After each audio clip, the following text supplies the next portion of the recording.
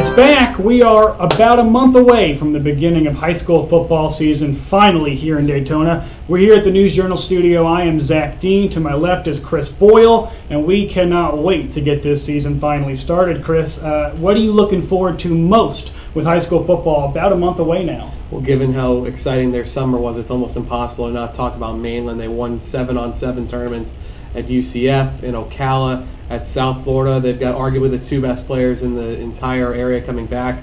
Quarterback Denzel Houston committed to Western Michigan. Safety Cyrus Fagan, who's committed to Florida State. They've got just a great amount of talent at both the wide receiver position and the defense, which were questions early on. But they're far from the only team that's got playoff dreams. You talk about a couple teams here in a second that have dreams of getting there for the first time. Yeah, I mean, and I'm new to the area, as everybody knows, and I couldn't believe when you told me a little bit ago that University has never been a playoff team. I mean, when you got Lorenzo Lingard, who, with all due respect to your Mainland guys, has a pretty good case to be one of the best players, if not the best in the area as well. You pair him up with Marquise Mickens, the transfer. I think that offense is going to be on all cylinders this year. They just seemed way overdue for a playoff run. Another team destined to make the playoffs, I think, is Matanzas. They came within a touchdown against Deltona last year, finished 8-2. Just missed the playoffs. I think with Nick Cuvier anchoring that linebacker spot on defense, Mackenzie Wagner, the senior leader on offense, that team just seems headed in the right direction. Those are two teams, I think, and especially with Coach Ripley, I really like him. That team just seems destined for a playoff run as well. Yeah, Ripley's one of the best coaches around here. There's a few teams that have new coaches as well. What can we expect from some of those teams? Yeah, a lot of new coaches in the area. I mean, you look at Troy Koch for Seabreeze, Matt Canals for Father Lopez, Vernon Shelton at DeLand. You got Yancey for Pine Ridge. 4 new coaches.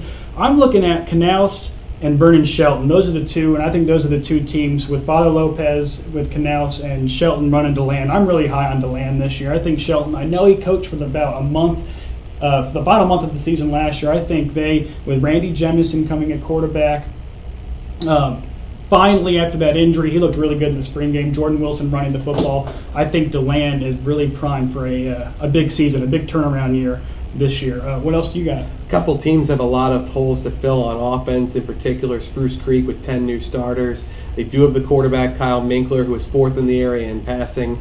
Deltona's also got a ton of things to replace with Marquise Lane, almost 2,000 yards of offense to fill in. Evan Hinson, the tight end, who ended up signing at South Carolina, and his brother Blake, from what I'm told, is going to focus on basketball and not going to play football this year. So Deltona's got a lot of questions to answer. They are very talented as well.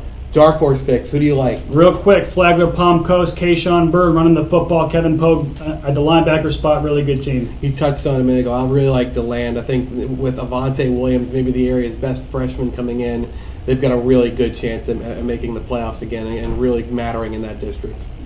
Chris, we are 3 weeks away from the preseason kickoff. We are a month away from football finally being back. Can't wait to see all you guys all next week as we at the News Journal begin our two-a-days part of the school season as it just kicks off. Football right around the corner. I'm Zach Dean. This is Chris Boyle. We'll see you next week.